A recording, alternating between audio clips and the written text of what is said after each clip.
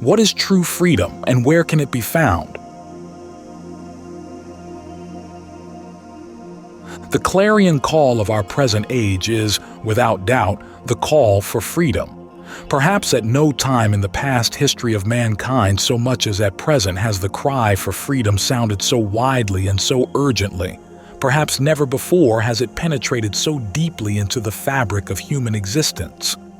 In response to man's quest for freedom, far-reaching changes have been wrought in almost every sphere of his activity: political, social, cultural, and religious. The vast empires which once sprawled over the earth, engulfing like huge mythical sea monsters the continents in their grasp, have crumbled away and disintegrated, as the peoples over whom they reigned have risen up to repossess their native lands, in the name of independence, liberty, and self-rule. Old political forms such as monarchy and oligarchy have given way to democracy, government by the people, because every man demands the right to contribute his voice to the direction of his collective life. Long-standing social institutions which kept man enthralled since before the dawn of history, slavery, serfdom, the caste system, have now disappeared or are rapidly disappearing, while accounts of liberation movements of one sort or another daily deck the headlines of our newspapers and crowd the pages of our popular journals. The arts, too, bear testimony to this quest for greater freedom. Free verse in poetry, abstract expression in painting, and atonal composition in music are just a few of the innovations which have toppled restrictive traditional structures to give the artist open space in his drive for self-expression. Even religion has not been able to claim immunity from this expanding frontier of liberation. No longer can systems of belief and codes of conduct justify themselves, as in the past, on the grounds that they are commanded by God, sanctified by Scripture, or prescribed by the priesthood. They must now be prepared to stand out in the open, shorn of their veils of sanctity, exposed to the critical thrust of the contemporary thinker who assumes himself the right to free inquiry and takes his own reason and experience for his court of final appeal. Freedom of speech, freedom of the press, and freedom of action have become the watchwords of our public life. Freedom of thought and freedom of conscience the watchwords of our private life. In any form in which it obtains, freedom is guarded as our most precious possession, more valuable than life itself. "Give me liberty or give me death," an American patriot exclaimed 200 years ago.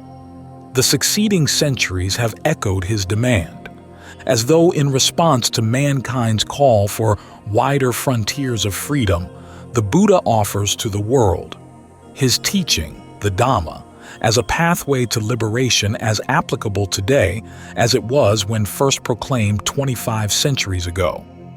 Just as in the great ocean there is but one taste, the taste of salt, so in this doctrine and discipline, Dhamma Vinaya, there is but one taste, the taste of freedom. With these words, the Buddha vouches for the emancipating quality of his doctrine. Whether one samples water taken from the surface of the ocean, or from its middling region, or from its depths, the taste of the water is in every case the same, the taste of salt. And again, whether one drinks but a thimbleful of ocean water, or a glassful or a bucketful, the same salty taste is present throughout.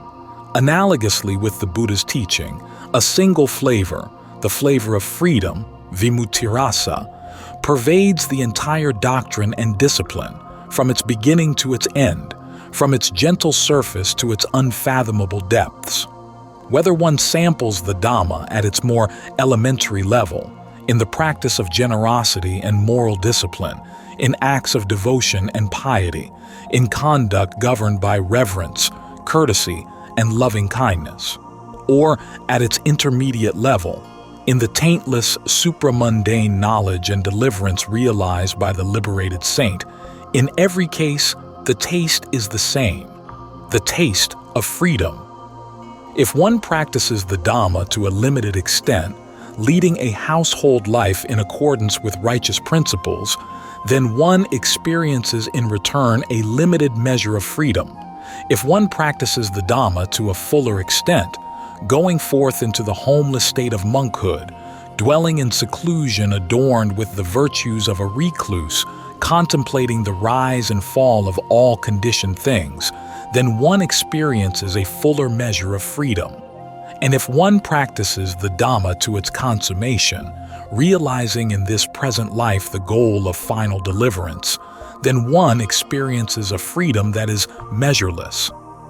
At every level, the flavor of the teaching is of a single nature, the flavor of freedom.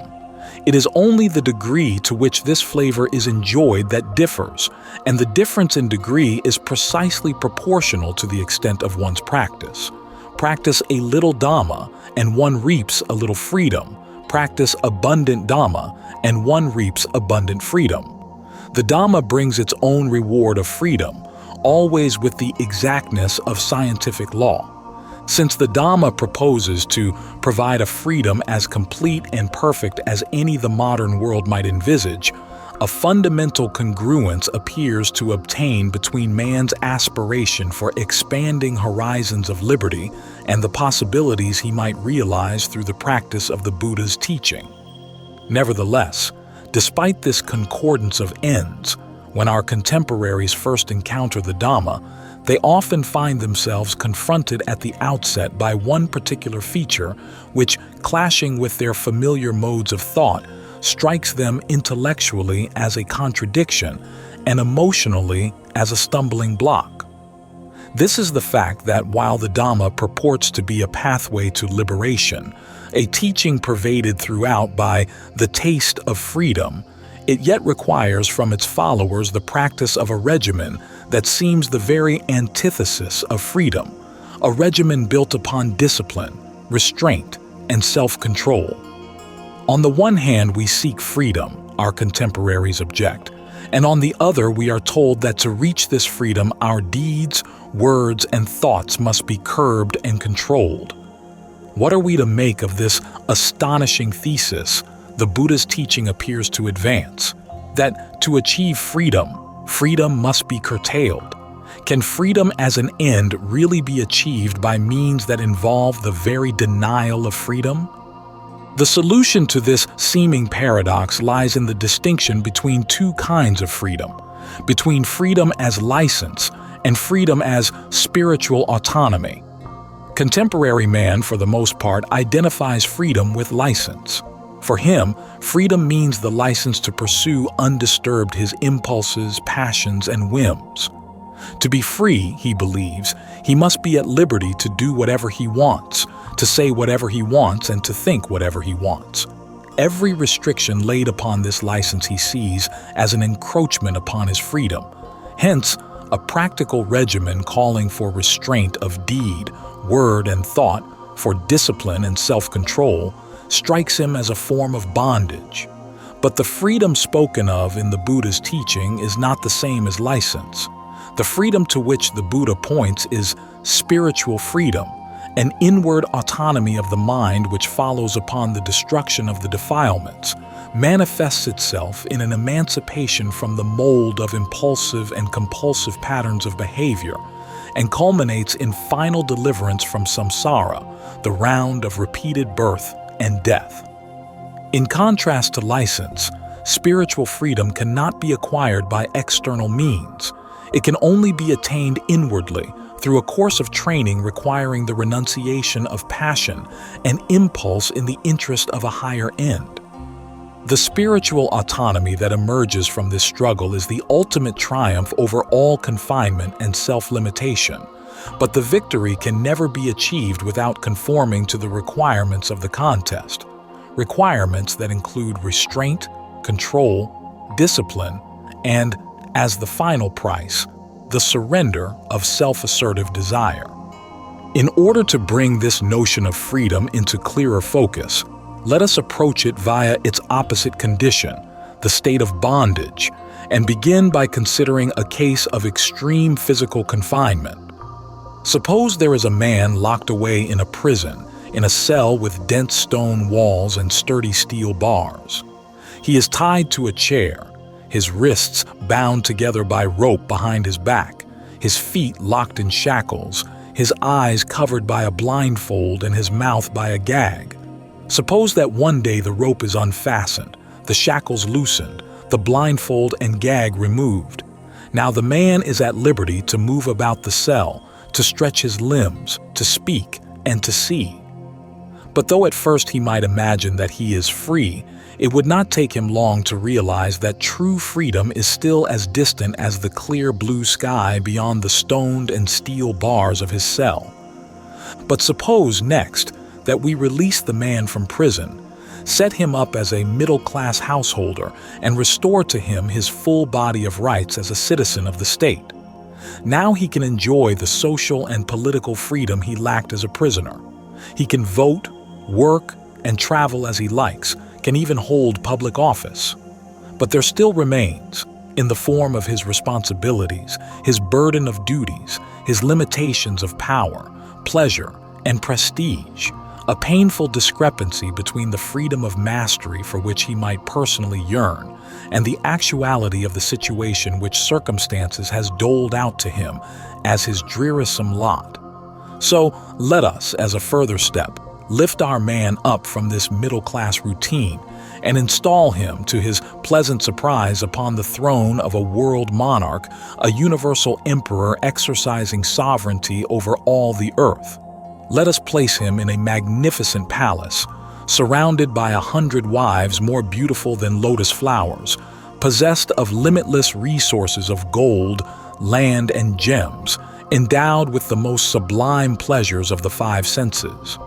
All power is his, all enjoyment, fame, glory, and wealth. He needs only express his will for it to be taken as command, need only utter a wish for it to be translated into deed. No obstruction to his freedom of license remains.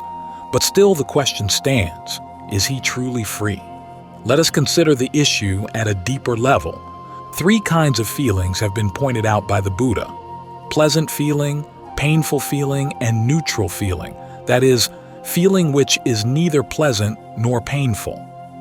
These 3 classes exhaust the totality of feeling, and one feeling of one class must be present on any given occasion of experience. Again, 3 mental factors have been singled out by the Buddha as the subjective counterparts of the 3 classes of feeling and described by him as anusaya, latent tendencies which have been lying dormant in the subconscious mental continua of sentient beings since beginningless time, always ready to crop up into a state of manifestation when an appropriate stimulus is encountered, and to subside again into the state of dormancy when the impact of the stimulus has worn off. These 3 mental factors are lust, raga, repugnance, patiga, and ignorance, avijja, psychological equivalents of the unwholesome roots of greed, lobha, hatred, dosa, and delusion, moha. When a worldling with a mind untrained in the higher course of mental discipline taught by the Buddha experiences a pleasant feeling, then the latent tendency to lust springs up in response, a desire to possess and enjoy the object serving as stimulus for the pleasant feeling. When a worldling experiences a painful feeling, then the latent tendency to repugnance comes into play, an aversion toward the cause of the pain.